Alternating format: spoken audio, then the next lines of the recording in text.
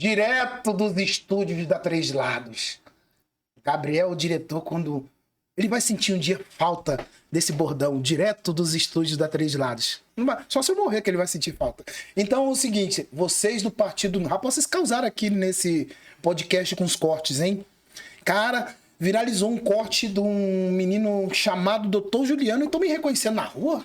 Você que entrevistou o Dr. Juliano?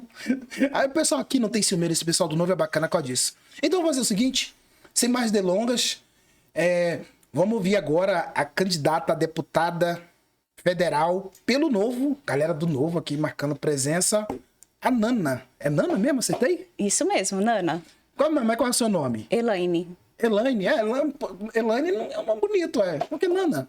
Nana, minha prima me apelidou assim, minha tia, logo quando eu era bebê, e ficou Nana na família, e Nana para os amigos, e o Nana é um nome curto, e Elaine tem um Y no meio, então seria um pouco mais difícil de gravar, e ficou Nana porque é como me chamam mais mesmo. Foi a primeira vez que eu faço entrevista e eu não tenho problema para lembrar o nome. É rápido, né?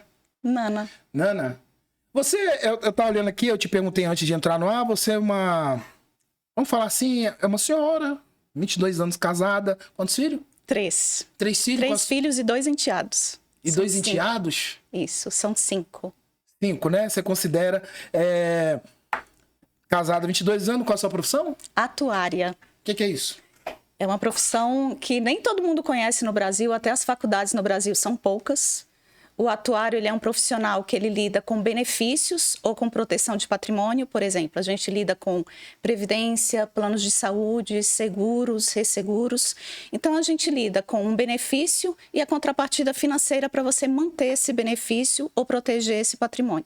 E é o que? É um advogado, isso? Não, ele é um atuário, é uma faculdade de ciências atuariais. Por exemplo, reforma da Previdência. Todas aquelas contas para falar o que é que vai impactar no país, o que é que acontece com o país, quanto que tem que ficar cada benefício, é um atuário que é o profissional responsável por fazer esse cálculo. Caramba, uma profissão nova, viu aí? O podcast me ensinou uma profissão nova, eu não conhecia, não.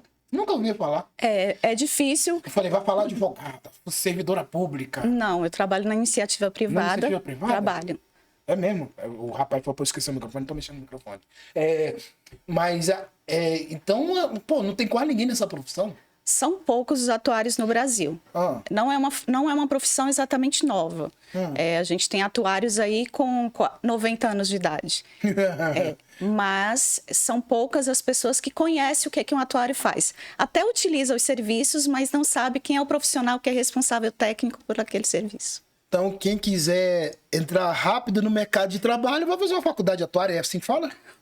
Eu acho que não tem muito atuário desempregado, não, mas... Não, mas não é verdade? Ou eu tô falando uma bobagem? É uma profissão que ela, geralmente, quando uma pessoa se forma na faculdade, já está empregado. É disputada, é até disputada.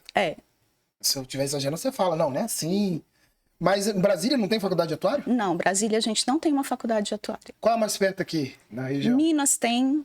Minas? Minas tem, São Paulo tem, Rio de Janeiro tem. Eu fiz na Federal do Ceará. Quanto tá ganhando o atuário? Eita, Odir, que pergunta, hein? Você tá ajudando as pessoas verem para as profissões óbvias. Isso aí é uma utilidade pública. Muito pública. Eu acredito que um atuário iniciante ali, ele está iniciando na faixa de... Saindo da faculdade, uns 5 mil. Chega de fazer podcast. Nunca mais vou fazer podcast. Eu vou ser atuário agora. É mesmo? E um atuário mais velho? E o teto aí... O céu é o limite. Porque depende muito com qual responsabilidade você vai lidar, se você vai ter uma empresa de consultoria, se você vai ser um servidor, se vai trabalhar em alguma seguradora, em algum banco. Então tem muita demanda e pouco profissional, é isso? Tem. Agora a gente... Sim, mas é um mercado também que não é... Que ele é também um mercado enxuto, né? Não tem tanta necessidade de... milhões de atuários, não é bem assim. Mas é um mercado que é interessante para quem gosta de números, para quem é de exatas, para quem tem uma facilidade de entender sobre legislação. Porque na faculdade de atuário a gente aprende o quê? Legislação, direito, contabilidade, tecnologia, matemática e estatística. Eu vou continuar fazendo podcast mesmo, que matemática eu tô ferrado. Mas vamos lá. A Nana, né? Vamos dizer assim, a Nana é... Vamos dizer assim, chefe de família, vamos botar aqui. Chefe de família, atuária, bem-sucedida. O que você quer na política? Mas sai fora disso. Neste pântano que é política. Essa imundice que é. Por que você quer nesse troço? Odi, eu acredito que a gente tem que ter um objetivo na política verdadeiro de melhorar a vida das pessoas. Esse discurso de que a política é podre, de que a política é ruim... Mas eu acho que a gente está na hora de transformar isso, porque nosso país não aguenta mais esse cenário. A gente precisa de pessoas que tenham competência técnica e que tenham interesse de resolver a vida das pessoas. Eu estou fazendo agora um mestrado em inovação. Quando a gente estuda inovação, o que a gente aprende em inovação? O que você faz quando você vai fazer um projeto de inovação? Ouve as pessoas, ouve as dores das pessoas, pensa na melhor solução, pensa no recurso que está disponível e a gente foca em melhorar a vida do cliente. Isso que a inovação faz. E eu acredito que a política pode ir para esse lado também. É isso que a gente precisa, é isso que nosso país merece, que a gente pode. A gente pode isso. Você acha? Com certeza. Eu não tenho esperança nenhuma. Eu tenho, por isso que a gente está aqui. Vai porcaria para sempre. Não. Hã? Não. Vai. Odir, olha só. Me convença. Primeira coisa que eu posso lhe convencer é que existem pessoas boas e existem pessoas competentes. Quer cortar? Continua, não corta não. Que não. Eu tô falando lá agora no microfone. Aqui a gente não corta não. Vamos lá, eu não acredito, vai. Continua, eu não acredito. Você acha que... Existem pessoas boas e existem pessoas competentes e essas pessoas são a maioria. Se você for olhar na sua vida, dos seus amigos, da sua família, não é a maioria que você conhece, não são de pessoas desonestas que não prestam. Não. A maioria das pessoas que você conhece são pessoas competentes. Agora, o que acontece é que, às vezes, o mau funcionamento, o mal, e quem não tem interesse verdadeiro pelas pessoas, tem um poder tão grande de dominar, de persuadir, de convencer, de ocupar o poder, de ocupar o dinheiro e ocupar aquelas cadeiras. Mas, por exemplo, eu sou uma candidata a deputada federal. Aqueles 513 deputados, eles não caíram de paraquedas lá no Congresso. Eles foram eleitos. E uma das coisas que a gente precisa para novas pessoas serem eleitas é isso. São pessoas como eu, pessoa como você, pessoas como as outras que já sentaram aqui nessa cadeira, se dispor a se candidatar, a se apresentar e a população, o cidadão, as pessoas irem se acostumando que existe uma política que realmente é para o bem das pessoas. Então você acredita nisso, piamente? Acredito. Porque... Cara, tô acompanhando a campanha. Assim, não vou ficar aqui desconstruindo seu podcast, jamais fazer isso. Mas é bom também, vira pauta pra você. Eu tô acompanhando essa campanha aí, meu Deus do céu. Eu não tô vendo pessoa boa, não. Só vejo nego pilantra, safado. E parte do eleitor também é corrupto. Não precisa entrar nessa, mas eu tô falando. E, cara, eu não vejo esperança nenhuma. Eu não vejo... O que é complicado... Eu acho que esse país não vai mudar. O que é complicado é que pra aparecer, você tem que gastar dinheiro. Ou então, você tem que ser já uma pessoa pública e uma pessoa conhecida. E esse aparecer, alcançar as pessoas, é um trabalho que, por exemplo, no nosso caso do Novo, é um trabalho de formiguinha e um trabalho de engajamento. Eu tive na Estrutural anteontem e eu fui para um lugar que é uma creche muito simples, que a pessoa que toma conta da creche, que é a dona Nazaré, ela faz lá por base de doação. E eu expliquei para eles, olha, eu não vou mentir para vocês. Eu não tenho como sair contratando uma equipe de 50, de 100 pessoas para sair panfletando para mim. A minha campanha é igual aqui à creche da Dona Nazaré, com base na vontade, na esperança e em doação. E eles ficaram assim, olhando para mim. E aí hoje a Dona Nazaré ligou para minha mãe para falar, olha, as crianças estão tudo aqui com o panfleto da Nana, entregando e dizendo, vota nela, a gente quer que ela ganhe. E é isso que a gente precisa, que a gente vá conversar com as pessoas vejam verdade na nossa história e se engajem, porque eu falei, olha, para a gente mudar essa situação aqui, a gente precisa de uma mudança verdadeira. Não é alguém que chega aqui com a política toda velha dizendo, vamos renovar. Como que você vai renovar se você já está preso a uma forma totalmente antiga de fazer política? Porque da onde que vem toda aquela infraestrutura e aquele dinheiro para fazer aquilo dali? E aí eles foram e ficaram ouvindo. Outra moça foi uma moça lá no Gama, que ela falou, olha, tenho 6 votos para você, eu e minha casa toda. Para isso, eu preciso de um caminhão de mudança daqui para o Piauí. Eu falei, olha, eu agradeço muito, quero muito conversar com você sobre as minhas propostas para você entender o que é esse projeto. Mas isso eu não posso fazer, porque toda a minha campanha é com base, sabe em quê? Em doação, em vaquinha. Ela ficou olhando assim para mim, os amigos se reúnem, as pessoas que acreditam em mim se reúnem e cada adesivo desse, cada panfleto desse está sendo financiado por pessoas que acreditam em mim. E ela ficou olhando e aí eu vi que eu tinha um espaço para conversar com ela. Falei assim, esse dinheiro que você está pensando aqui, que você está me falando que às vezes os políticos vão, na verdade ele está voltando para você e só uma parte. Todo mundo já mandou esse dinheiro para lá e agora está voltando de alguma forma, mas da forma não correta, porque ele tem que voltar em forma de serviço público para a população. Vou falar para você de uma pessoa, desculpa o termo aqui com você, né, com todo respeito, quem olha essa putaria de perto, eu olho o tempo todo, é o tempo todo mesmo. E aí eu vejo lá no site do TSE, 1,5 milhão para fazer campanha de distrital, 3 milhões para federal. Para ser gasto em 45 dias, Odi. Mas né? deixa eu te falar. Para ser gasto em 45 certas dias. campanhas, 1,5 milhão é dinheiro de pinga. Porque é muito mais que isso, né? Óbvio. É óbvio, o TSE bota lá o limite lá. Porra, tô vendo que ali já foi há muito tempo aquilo ali. Para federal nem se Olha fala. só, 90% do fundo eleitoral já foi entregue para 3% dos candidatos. Ou seja, o fundo eleitoral era para ser inclusivo. Isso não existe. Não existe. Não, a inclusão no fundo eleitoral, ela é um assunto que eu acho que ela tem que ser debatido e já que é tão desafiador a gente ir para a extinção disso, eu acho que merece pelo menos alguns critérios nessa distribuição, porque não está sendo nem um pouco democrático se distribuir para 3%. Verdade, é verdade. E aí você vê aí eu lembro muito bem na época da pandemia, quando falaram que, pô, pega esse fundo eleitoral aí, vamos ajudar a combater a pandemia. Rapaz, todo mundo calou. Todo mundo calou a boca. Não se tocou mais no assunto, em lugar nenhum. E assim, como você é candidata federal? Candidata federal. Como é que tá a sua candidatura? O que você acha? Tá bem aceita? Quais são as principais dificuldades? Você já falou algumas aqui, mas outras. Odi, eu digo que eu estou vivendo um dos melhores momentos da minha vida. Como? Sim. Está sendo realmente muito especial, com toda a experiência de vida que eu tenho, né? Tudo que a gente que já tem uma idade, você já foi passando por coisas na infância, na adolescência, na vida adulta, na construção da sua profissão. E eu não sabia o tanto que eu estava precisando disso.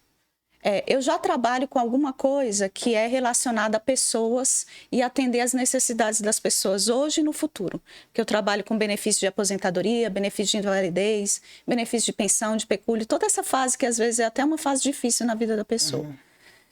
Mas agora eu estou tendo a oportunidade de, desde que eu comecei com esse lado mais político, de ir para conversar mesmo com as pessoas. E é aqui que a gente tem um poder de atingir o maior número de pessoas. Nas nossas profissões, a gente atinge as pessoas? Atinge.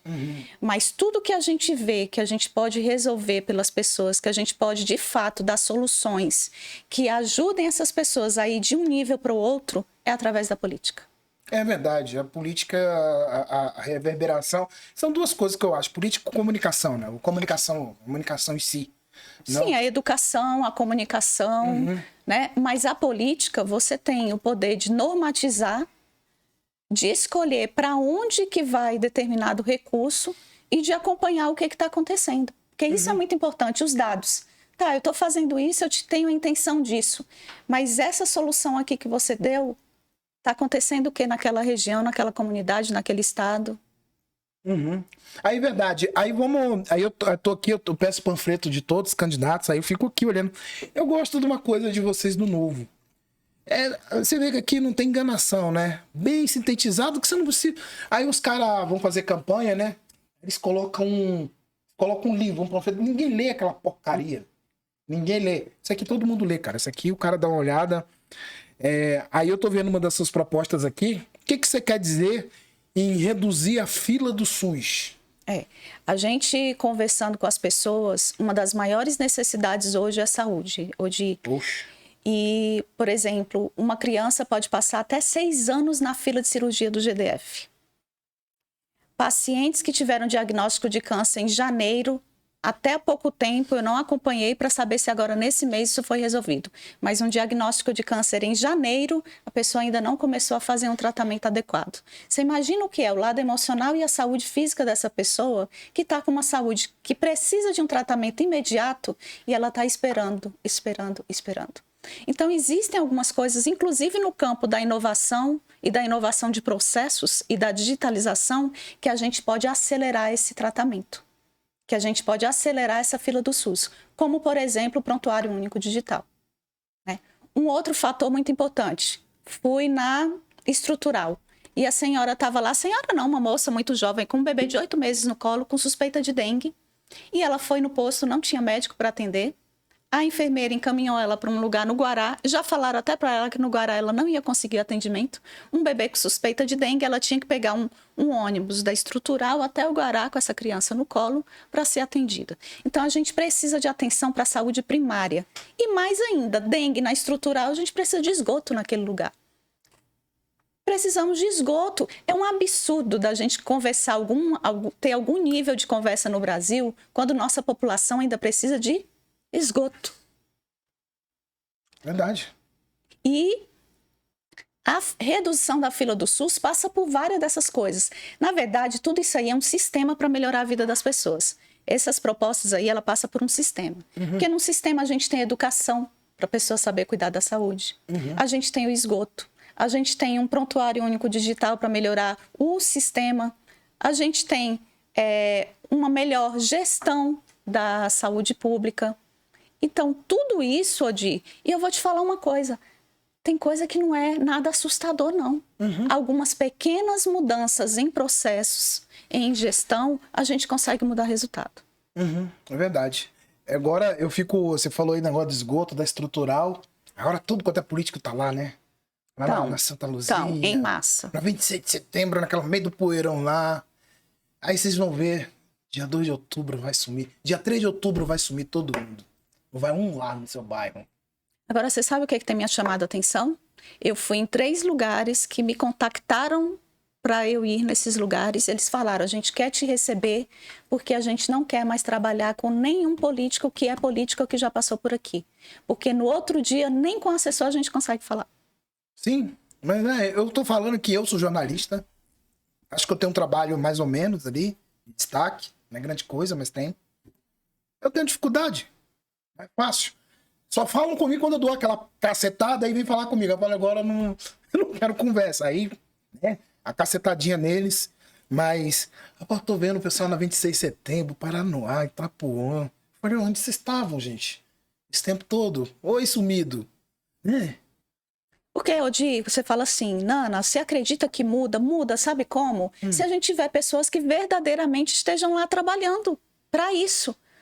O que a gente assiste não é isso, Odi. O que a gente assiste é que essas pessoas, ou elas estão interessadas na própria carreira política, ou elas estão interessadas na instituição do partido dela, e vão lá, os que apresentam resultado, gastam um percentual do tempo para fazer aquilo que eles estão sendo pagos e tem uma estrutura e tem recurso para ser feito. Porque, olha só, um deputado ele tem uma estrutura, ele tem fonte de recursos e ele deveria ter um gabinete com capacidade técnica para trabalhar. Para resolver o problema das pessoas. Vamos lá, um deputado federal, ele passa a mão no telefone aqui e o governador atende ele quase que na hora. Você deve conhecer muito bem pessoas comuns que têm uma iniciativa e conseguem atender uma comunidade, melhorar a vida de comunidade. O tempo todo na internet, nas revistas, nos programas de televisão, passam pessoas comuns. Imagina um deputado. Eu falo que uma vez, foi seu Kimura? Seu Kimura teve um AVC, cara, e ficou meio largado lá. A gente fez ele é mestre em karatê. A gente fez uma mobilização daquelas danada. Conseguimos, cara, praticamente, né, dar uma melhora pra ele. Você vê, né? Agora imagine se fosse um político, né, ali acompanhando. Isso. Com interesse efetivo, inclusive em lidar com a causa e não com algum sintoma e com alguma situação. Quer ver um exemplo bobo que eu vou te dar? Ontem eu estive lá na Ceilândia. Pior que eu não sei se é Pessoa ou Penorte. Eu sei que você passa ali do Cerejão e vai embora. Você vai-se embora. Aí tem uma faixa da direita. São 2 faixas, né? E a faixa da esquerda. Cara, você não consegue circular com seu carro na faixa da direita. Cara, é uma buraqueira. O carro é uma ondulação, você tem que ir pra outra faixa. Falei, gente, é por causa dos ônibus. Nenhum político tá vendo isso aqui, cara. Então eu fico impressionado nessas horas. Um político, ele tem que se deslocar e conversar com as pessoas, ouvir as dores das pessoas, reunir a equipe dele, pensar em soluções, testar soluções e apresentar resultado. É isso. E ele tem infraestrutura e dinheiro para isso. Tão básico, né? Ele é pago para isso. Mas é tão básico. Ele não é pago para andar de carrão preto com motorista e com um terno por aí. Ele é pago para resolver o problema das pessoas e para representar essas pessoas. Cara, você vê, né? Eu fui ali viador, né? Fui conversar com ele, não, a gente não anda com carro aqui, se andar, a suspensão não aguenta. Cara, asfalto. O carro anda assim, ó. Sabe o que é que me dá aflição, Odi? Esse ar de autoridade do político.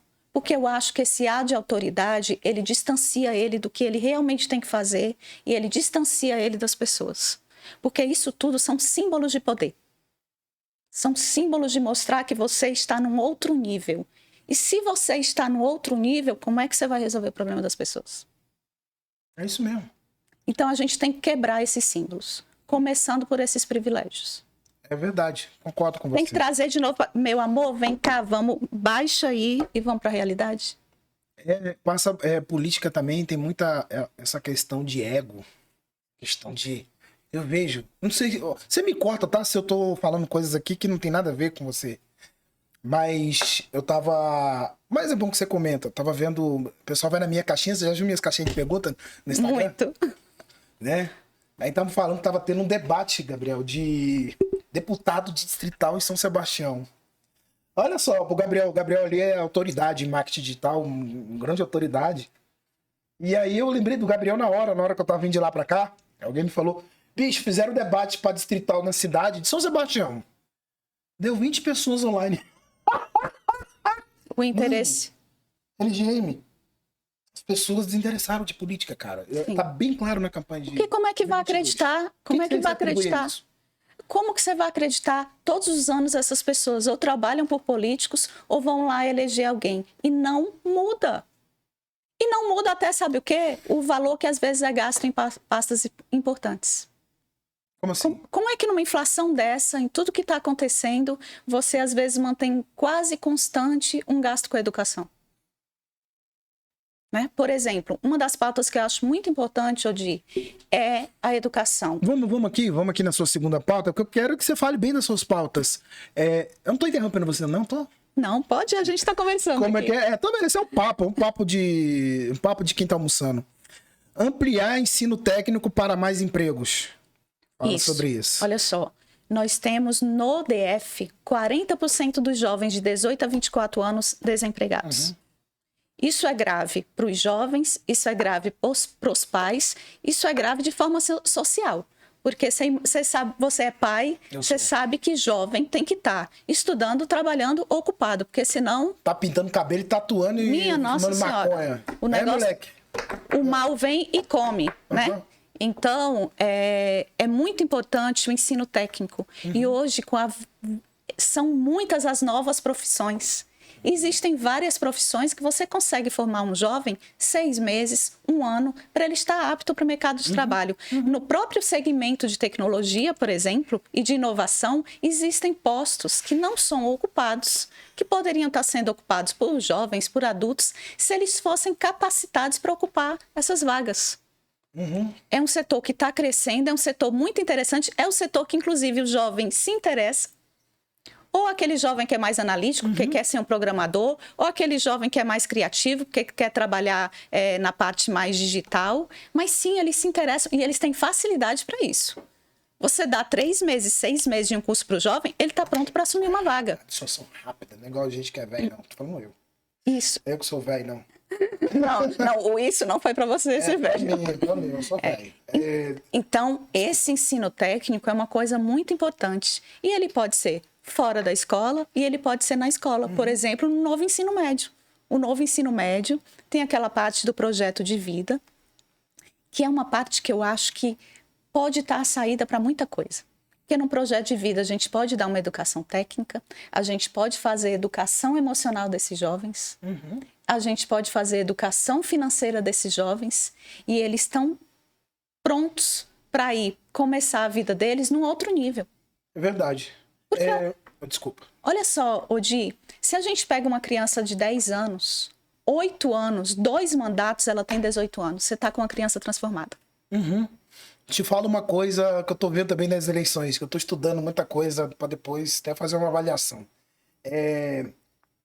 Cara, o que eu vi de videomaker ruim, o que eu vi de editor ruim nessa campanha. E tava até um cara esses dias falando, cara, você hoje não acha videomaker bom mesmo, bom para capacitar as pessoas, e cara, você não acha editor bom. Você vê as edições lá, boa. Não. E a gente sabe que um jovem desse, até uma criança, porque até de 12 anos de idade você consegue ensinar ela a mexer num programa de edição de vídeo, ter um equipamento na escola, vir uma empresa e fazer uma parceria com aquela escola de colocar um estágio para esses jovens, e dali ele já está empregado. Sim, mas você vê, né? Tô falando na nossa área. Cara, tá horrível as edições. Eu fiquei olhando, falei, meu Deus do céu. Nem eu faria tão ruim. E eu sempre falo aqui, eu repeti com outros candidatos, né? Não sei se a molecada ia querer ser mecânico. Mas, cara, os caras hoje também não conseguem contratar mais mecânico, que não tem. Os caras estão oferecendo 4 mil para um mecânico e não acham. Olha só, na minha casa eu tenho um exemplo muito bacana de ensino técnico. Meu marido era uma criança da periferia de Fortaleza, muito simples. Os pais não tinham o ensino. A minha sogra foi completar o 2º grau dela. A gente já falava 2º grau, né? Minha sogra foi completar o ensino médio dela. Eu já era casada com ele. Então, assim, de uma família muito simples. Ele teve uma sorte de ganhar uma bolsa de estudos numa escola de informática. Essa escola de informática, ele aprendeu programação. Foi um bom programador, conseguiu um estágio. Do estágio ele conseguiu um emprego. Nesse emprego ele foi para uma faculdade, onde a faculdade que ele fez, ele saber programação, já colocou ele numa posição diferenciada na faculdade, e hoje ele é um dos melhores profissionais da área dele, né? Não passa perrengue. Não passa. E por quê? Porque ele teve uma sorte do ensino técnico. O que a gente tem que fazer, Odi, é que deixe de ser sorte. Não tem que ser mais sorte para esse jovem lá da periferia, ou qualquer jovem, qualquer adulto. Tem que ser uma política pública, tem que ser uma condição que você dá para as pessoas poderem fazer a história delas, terem a jornada de trabalho profissional delas, para serem independentes. Verdade, verdade. Você não acha, se você quiser fazer ensino técnico, que você não acha, é muito difícil, se você não pagar. Porque você sabe o que acontece? Às vezes até tem também uma vaga, por isso que eu falo que é um sistema. Às vezes até tem uma vaga para um jovem que mora lá na Ceilândia. Só que essa vaga é não sei aonde. E aí ele tem que pegar vários ônibus, o transporte lá público. No recanto. Aí o transporte público não favorece com que ele chegue. E aí como que ele faz esse curso? Ou às vezes o valor que ele tem que pagar também ele não consegue fazer o curso. Então a gente tem que fazer uma política que ela seja um sistema de uma condição para que essa pessoa possa ser livre. Porque uma das coisas mais bacanas do Novo é o quê? O que são nossas pautas? Elas são pautas para as pessoas poderem ser livres. Para as pessoas poderem ser livres, elas têm que ser independentes. Para elas serem independentes, elas precisam de conhecimento. E elas precisam de um ambiente que favoreça para que elas cresçam. Verdade. É isso mesmo. Vamos lá. Aí, olha, você acabou de tocar aqui no assunto, né? Trabalhar para zerar as filas de creches. É possível isso? Olha só, outra história pessoal minha. Eu nasci em São Paulo, né? Minha mãe, meu pai, tarará. Mas minha mãe sempre foi uma mulher muito determinada. E ela resolveu que ia separar. Na hora que ela separou, ela viu que São Paulo não era um lugar favorável para ela trabalhar, estudar e ter uma filha tão pequena como eu era. Então, ela foi para Fortaleza, que foi uma cidade que ela tinha conhecido, que era uma cidade pequena e tinha um crescimento à vista. Então, a gente foi para Fortaleza, mas o que acontecia? Minha mãe, por muitas vezes, não tinha onde me deixar. E aí eu acordava como? Sozinha em casa, para poder gritar uma vizinha, para chamar a vizinha, para ela vir abrir a porta de casa para poder me pegar e ficar comigo, né? Minha mãe tinha que fazer isso por quê? Porque ela tinha que sair para trabalhar. Para estudar, ela fazia faculdade à noite. Eu digo que eu lembro que minha mãe pegava umas cadeiras de madeira assim, colocava atrás da sala e eu dormia muitas noites ali enquanto minha mãe estava fazendo a faculdade dela. E isso não é correto com as crianças. Tudo bem que isso foi a opção que a minha mãe tinha, mas a gente precisa resolver esse problema de creche. Porque na hora que você resolve esse problema de creche, você dá um ensino melhor para a criança, você já está preparando essa criança para a fase escolar, você dá aos pais a chance de poder trabalhar, e você dá para quem empreende a chance de empregar essas pessoas também. Porque olha só como a creche ela não é de uma pasta só. Ela atende criança, educação, ela atende a mãe que vai ser independente financeiramente, ou a pessoa que toma conta dessa criança, e ela atende um empresário também, um empreendedor. Mas é difícil achar creche, hein? É difícil achar creche. Agora, você concorda comigo que creche não é nada de um valor muito espetacular para você ter um ambiente que tenha algumas coisas para uma criança, uma professora, assistente, uma diretoria, não é nada muito espetacular, Odi. O governo tem dinheiro. A gente não tem 5 bilhões para gastar em 45 dias? Sim. Daria para as creches, não dá? Você imagina o que seria feito se a gente dividisse isso para algumas creches, para poder ela fazer uma obra, pintar uma parede, colocar um vaso sanitário na creche? Ainda que tá gastando com puta. É o básico. A gente está falando de básico. É verdade, é de básico, é isso mesmo. Não é nada muito sofisticado. Eu concordo com você. Eu não estou falando nem de um laboratório de pesquisa numa universidade. Eu estou falando do básico, da nossa criança ali. E que depois a gente vai... Tudo tem um custo, né, Odi? A criança tem uma creche, tem um custo, e essa criança que não teve creche na adolescência e na vida adulta, a gente vai pagar o custo disso também. Eu acho que vocês do Novo, todos vocês, seja qual for o resultado da eleição, depois do dia 2 de outubro, tô doido que chegue logo, acabar essa porra, deveriam... aonde que a gente consegue alcançar na comunicação? Eu acho que vocês deveriam ter todos vocês individualmente, cada um tem um plano de comunicação, porque essas propostas, geralmente, elas não são falar. Você fala na época de campanha, é muito saturado. Muita coisa. Né? Por exemplo, o seu filho, o LGM, ele sabe esse dia ele falou aqui da questão da mobilidade. Eu sei nada de mobilidade. Né? E eu vejo que você também é um pouquinho autoridade nessa área de creche. Ou vivência pessoal, é isso? É porque, assim, quando a gente vivencia algumas coisas, aumenta a empatia. Né? Por exemplo, nessa parte de crianças também, eu tenho um filho que tem paralisia cerebral. Que é deficiente, que é cadeirante. Graças a Deus, o meu filho faz faculdade. Tem 20 anos de idade. O que tem paralisia? O que tem paralisia. Mas olha só, Odi, por que ele conseguiu fazer uma faculdade? Porque eu já, no nível de classe média, conseguia levar meu filho para a escola. Porque imagina o que é levar uma criança cadeirante todos os dias para a escola nesses ônibus. Na estrutural, né? Um dia desses eu vi um dos nossos candidatos do Novo, o John, ele foi tentar com um amigo pegar um ônibus em Planaltina. Eles tentaram 4 ônibus para embarcar um cadeirante de Planaltina para a rodoviária do Plano Piloto. Não conseguiram, tiveram que pegar um carro. Agora, você imagina como que uma criança que tem paralisia cerebral, que é cadeirante, ou vários outros deficientes, conseguem trabalhar ou conseguem estudar numa estrutura dessa? Eles não são incapazes. Eles só precisam de condição. Mas nessa situação que é tratado, eles acabam virando incapazes, acabam precisando de auxílio e ajuda do governo, simplesmente porque nós, como Estado, não estamos conseguindo cumprir a nossa função. Mas eu acho que vocês, do Novo, após a campanha, deveriam, né, ter um projeto, cada um de comunicação até individual, sobre isso, para esse negócio, porque política também é uma parada meio de longo prazo. Esclarecer. Que não tem, você não olha, você não vê esses debates, você vê um debate ali fechado, numa sala, com um monte de doido gritando, mas você não vê pessoas falando disso constantemente. Sim. É igual eu comecei um ano atrás a falar de nominata, ninguém falava. Eu vi suas análises. Não é? É interessante, é bem interessante. Então eu praticamente sozinho tive a ideia, nos 4 primeiros meses deu muito errado, mas falei, não, tem alguma coisa aqui, eu não vou desistir. E, de repente, teve nominata lá que eu tive mais de 1000 visualizações. Com um nicho é ótimo. Então, acho que vocês devem... Não sei porque eu tô me metendo nisso, mas enfim. Aí tem outra proposta aqui que diz simplificar a vida do empreendedor. De 7. Isso, olha só. A gente precisa gerar o que nesse país? Riqueza. Quem que gera riqueza? Iniciativa privada.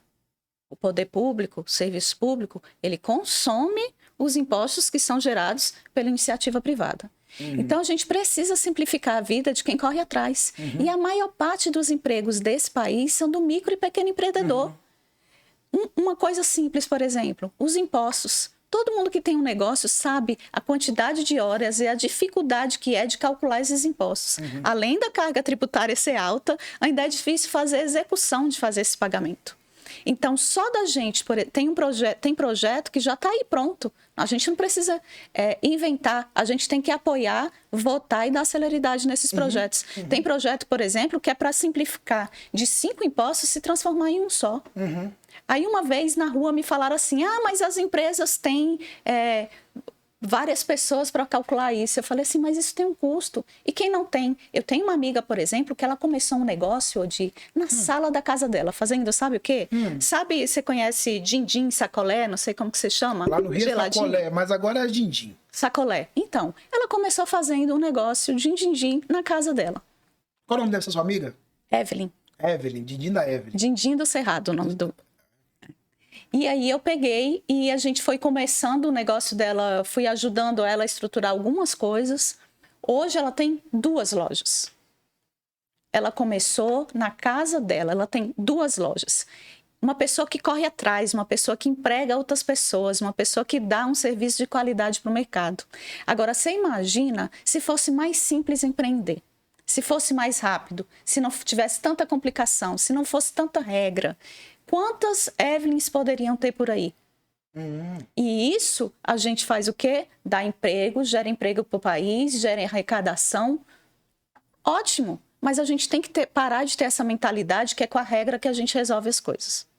Não é com regra que a gente resolve as coisas no país. Não é regra, não. Excesso de regra. Até porque tem coisa que não é regra, é caso de polícia. Como assim? Né? Não, às vezes você começa a inventar um monte de regramento para proteger as pessoas de coisas que na verdade, roubo, falcatrua, fraude. Isso aí a gente não vai ser exatamente colocando como a Evelyn tem que embalar um din-din que vai ser resolvido. É verdade. Aí vem lá a vigilância sanitária só para encher a porcaria do saco, não sei o quê. Aí fiscalização, só para encher o saco, bicho. É claro que existem algumas necessidades, até para proteger as pessoas. A gente nem está comentando isso. Sim. Mas a gente tem que pensar que tudo tem um custo. Essa regra aí, ela vai ajudar mais pessoas ou ela vai mais implicar em prejudicar as pessoas? A gente tem que fazer a análise. É verdade. Tem que ser feita uma análise bem criteriosa, que não é feita, né? Aqui, cara, ser empresário, o cara desiste, cara, é muito difícil. Porque, às vezes, quem está fazendo a regra está lá num gabinete, no escritório, pensando na melhor das boas intenções, mas não está na lida. Não vai lá checar no chão o que isso vai realmente impactar no negócio e na geração de renda, na geração de emprego. É verdade. Verdade. Aí tem outra aqui, né? Dar transparência aos gastos públicos. Isso. Tanto é necessário a gente entender melhor para onde que vai todo esse dinheiro e qual que está sendo o impacto disso, porque tudo que a gente gasta, você gasta ali seu salário com alguma coisa, você vai medir qual é o impacto disso, porque senão não faz o menor sentido de estar sendo gasto aquele dinheiro. Até porque necessidade não falta. Necessidade no país é saúde, educação, é infraestrutura, é transporte, é tudo que a gente possa imaginar, a gente está com precariedade. Mas então eu tenho que gastar aquele dinheiro ali, eu tenho que medir esse resultado e todas as minhas ações têm que ser medidas como? Tem que ser feitas como? Com os dados. Com tudo que eu estou vendo ali de dados é que as minhas decisões, as minhas soluções têm que estar apoiadas. Verdade. Rapaz, se tentar olhar os... Vai. Gestão baseada em dados. Você vai tentar olhar para onde está indo os gastos. Você não consegue, não. Pô. O bicho pega. E nem entende. Nem entende, né? E nem entende. Porque aí dá chance para a gente pensar que o que está sendo feito ali não é muito republicano. Porque não dá para entender. É que você não olhou os pregões igual eu olho de vez em quando. Eu fico doido quando eu olho. Rapaz, no dia tá... Tem uns que ficam lentos, tem uns que até de madrugada eu tô acelerando o processo. Do nada. Rapaz, é cada coxa pra lá. Senão daqui a pouco eu amanheço com a boca cheia de formiga. Aí você botou aqui também, né, em uma das propostas, ser a sua voz na Câmara dos Deputados. Isso, a gente tem que estar com as pessoas, a gente tem que ir lá em todas as comunidades para a gente entender o que essas pessoas estão precisando. E daí a gente apontar as soluções, aplicar, executar o que está sendo necessário e ir acompanhando, Odi, porque nem sempre uma solução que você dá, por melhor que seja da intenção ou por melhor que seja a técnica daqui e dali, vai ter o resultado que a gente quer. Uma simples doença que você tem, às vezes você toma uma medicação, aquela medicação não faz efeito, você passa para uma outra medicação, mas isso tem que ser acompanhado. Isso tem que ser acompanhado com dados, com números, porque a gente está falando de vidas e de dinheiro. A fonte de recursos é limitada e a vida das pessoas é o que deve importar mais. Vou falar uma coisa pra você, Nana. Semana passada aí, tive um princípio de pneumonia, sabe? Só ali o princípiozinho. Aí eu cheguei no posto e tal, fui bem atendido, nada a falar. Mas você sabe... Mas sabe uma coisa? Com saúde não se brinca. Aproveitar que tá no princípio, mas nessa brincadeira aí gastei uns R$2.500. Antibiótico, né? E um outro médico, né? Pra exame. É brabo. É brabo porque... braba. É brabo porque nem todo mundo tem essa condição. E aí, olha... Eu também não tenho, não. Eu tirei de onde não tinha. Melhor tirar dinheiro do que eu morrer. Olha só essa situação. Você foi para uma situação que gastou 2.500. Se você tivesse esperado um mês, quanto que teria se transformado esse 2.500? Pulmão. Porque pode se transformar numa internação, numa UTI, e isso acontece com a nossa saúde. Como a gente não atinge lá a comunidade no posto de saúde, resolvendo o básico da educação, do esgoto e do atendimento para as pessoas ali no posto, enquanto está tudo pequeno, a gente vai evoluindo isso até ir para o nível do hospital, da UTI, e que sai muito mais caro para o governo. É que você falou, sentir na pele, aí você vai... Pô, você fica preocupado, né? Aí o cara falou, nossa, tá no princípiozinho de pneumonia. Você precisa dos exames, né? Faz um examezinho, né? Pra ver, não é, né? Eu tô botando aqui, nem sei se aqui é o pulmão. Eu tô com o pulmão aqui. Um pouquinho mais pra trás, né? Um pouquinho aqui. Vai aqui só pra assim, só pra... E, cara, pô, fui aqui juntando moeda. Falei, não, vou comprar logo, que antibiótico quando você tá... Mesmo pneumonia é caro pra caramba. Agora, imagina uma criança 6 meses, 6 anos, uma criança 6 anos na fila de cirurgia, uma pessoa com câncer desde janeiro para tentar ser atendida. Eu pensei exatamente no que aqui tem uns médicos aqui do Novo. Doutor Getúlio, doutor Juliano, Vitor, os 3, e assim, eram unânimes, né, cara?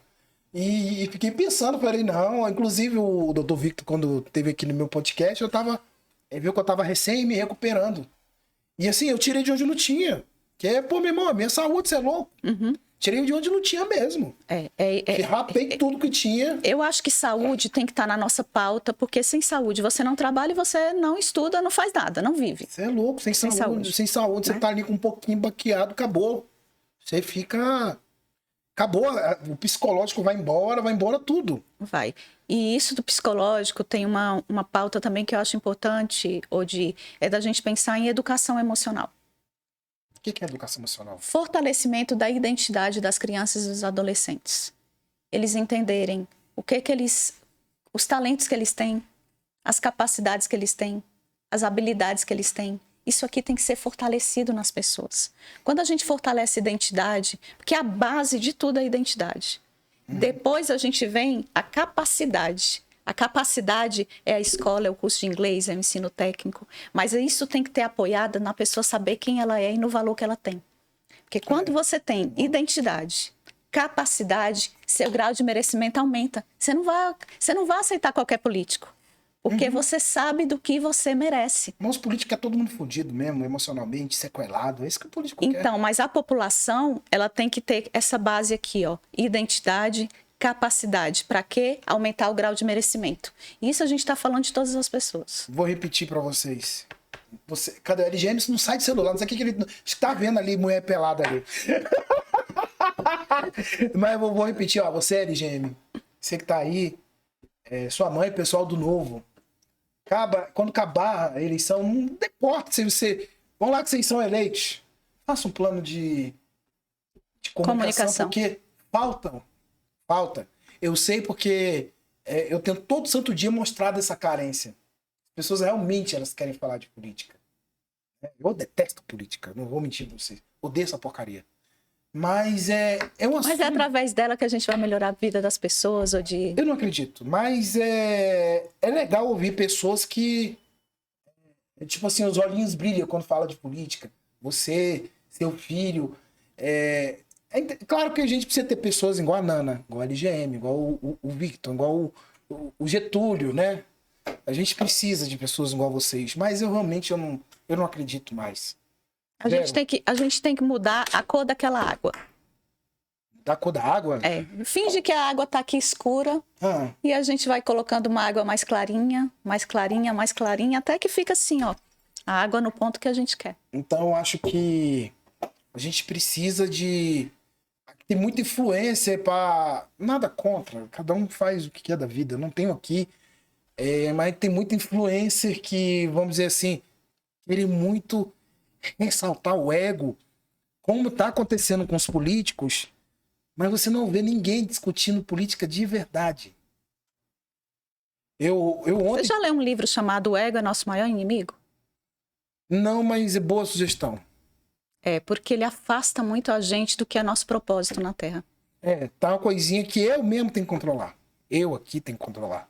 Não tenho moral pra falar de ninguém. Eu, graças a Deus, eu controlo. Meu pai falava uma frase pra mim, que eu nunca vou esquecer, o falecido pai. Meu pai morreu, né? Hoje é. E ele falava assim pra mim, tá se achando, né, moleque? Vai lá lavar o banheiro. Vai lá lavar o banheiro sujo. E realmente, quando a gente lava o banheiro... É importante a gente saber de tudo que a gente é capaz, ou de... Isso que eu falei do grau de merecimento é algo muito importante pra gente aumentar. Porque a gente aumentando o nosso grau de merecimento, a gente não aceita qualquer coisa, a gente não aceita qualquer emprego, a gente não aceita qualquer político, a gente não aceita qualquer marido, a gente não aceita qualquer namorado, né? Aumentando o grau de merecimento. E para isso é o que eu falei, a gente tem que melhorar a identidade e melhorar a capacidade. Você mesmo, Nana, após as eleições, pense em seriamente entrar nessa área de comunicação também. Não, com certeza, isso já está... Não sei qual, eu não tô aqui dizendo nada. Você acha que você está entendendo o que eu tô falando? A minha figura de linguagem? Tô sim. Isso já está combinado, que até me perguntaram, Nana, porque eu tive, Odi, que Você comunica muito bem. Obrigada. Eu tive que mudar um pouco minha rede social para ir para esse lado político. E eu falei, olha, minha rede social agora vai continuar assim. É importante a gente fazer isso de uma forma leve, sem ser nada de agredir, mas de uma conscientização de cidadania, do que é possível. Você gosta de acompanhar meu Instagram? Muito. O que você acha do meu Instagram? Divertido? Eu acho divertido, eu acho que você informa e traz diversão. Então isso é bacana. Dá pra fazer, eu mostrei que dá pra fazer. Eu mostrei que dá pra fazer. Você desperta reflexão, você faz algumas perguntas. Ontem eu fui agressivo, muito agressivo, porque... Eu notei que você estava um pouco bravo. Pior que eu não tava. Não? Não, é que eu fui agressivo porque começou a ir pro lado pessoal. Tem uma disputa aí que eu não vou falar nome, justamente para... você é mulher, tá na política. Não dá volume à história, né? Já é um pouco difícil, óbvio. A gente sabe. Né? Porque o homem tem um pouquinho do problema, com o homem nós temos a força. A força mesmo, física. A gente tem a brutalidade. Vocês não conseguem chegar ao nosso nível da brutalidade. Mas vocês são necessárias para dar o equilíbrio a essa brutalidade, concorda? Toda certeza. Olha só, a liderança feminina, se você for pensar em tempos de guerra, em várias situações difíceis, você vê que a mulher está lá na frente. Inclusive, Odi, é muito interessante uma coisa. Quando a gente vai falar nas comunidades, sabe quem está sentado na plateia para ouvir e para pensar na mudança? As mulheres. As mulheres. As exato. mulheres. Os homens estão lá para mentir. Não, quase não tem. Não, me mente pra caralho. Quase não tem, entendeu? Quem está lá pensando na mudança, pensando em levar os filhos para frente, estão lá as mulheres. Graças a Deus, a gente tem excelentes homens que podem nos apoiar nisso. Mas se você olhar ontem, a minha bronca foi em homem. Provavelmente. Foi uns homens velhos, cara de fofoquinha, querendo trazer questão pessoal aí de uma disputa aí de poder. Querendo diminuir as pessoas por coisa que nem eles são, né? Querendo uma perfeição que provavelmente eles não têm. Porque é o seguinte, Qual o problema de política? É pregar essa perfeição pessoal que ninguém é. Meu irmão, eu tenho meus pecados, eu tenho as merdas que eu fiz no ano passado. E não nego nenhuma, às vezes eu falo em público. Ninguém é perfeito. Todo mundo já pisou no pântano no dia. Todo mundo já meteu o pezinho na lama. E às vezes aquela metida pé na lama te tornou uma pessoa melhor. Hoje você não tem o direito de apontar o dedo pra ninguém. Tem muito isso na política hoje. Então dá pra falar de política sim, de uma maneira bacana. Sem ser chato.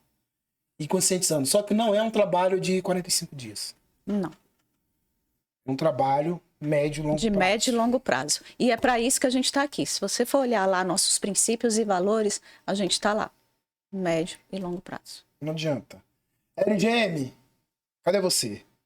Me faça favor aqui. Você estava sentado na minha cadeira. Quando eu cheguei aqui, você vai sentar agora aqui e vai encerrar o programa. Eu tô cansado de novo. Você vai lá encerrar o programa agora. Fechou, Di. Por essa você não esperava, hein, LGM? Agora você desconcertou o distrital. Fala, pessoal. Muito obrigado pela sua audiência. Obrigado aqui pelo dia, pela recepção.